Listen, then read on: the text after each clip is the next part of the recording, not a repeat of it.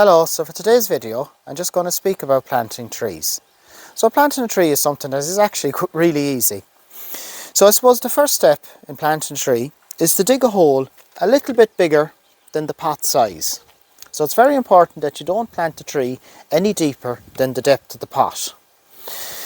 Also, with regards to this digging big holes, like the modern kind of thinking is now this no dig method and things like that, so there's great value in not disturbing the soil any more than you have to. So as I've been saying for years, the tree has an awful lot more time than you do, so don't be killing yourself digging big holes for it. It'll work its way into the ground. There's no need to be fussing about it. So as I say, you dig a hole a bit bigger than the size of that there. Now most trees tend to be a little bit over to one side in the pot, which makes life awful easy for staking them.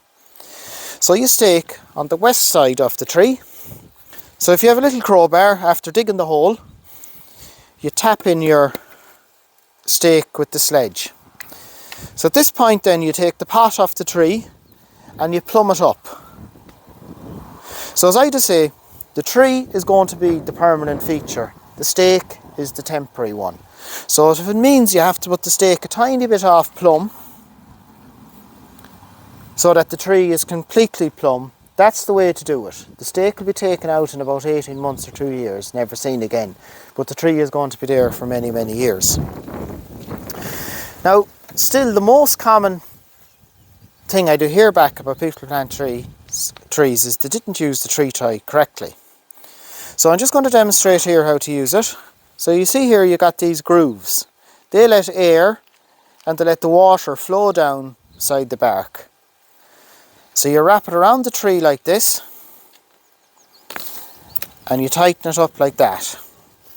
And then we'll have this stake should have been driven in the ground. And you put it around it like this. It goes into this part of the buckle. And you tie it up like that. Now if you think that that's slipping and it's not catching on any bark or anything, you could just put a little nail in here into one of those places there. Tiny little nail, just enough to stop it slipping. Now this looks a bit awkward here at the minute, but remember that will be driven into the soil.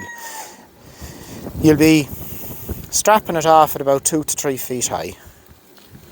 After you do all that then, you backfill it with the nice loose soil, give it a good stamp in. Get about 2 good handfuls of the chicken shit poultry manure, fire them on top, scattered it out a bit.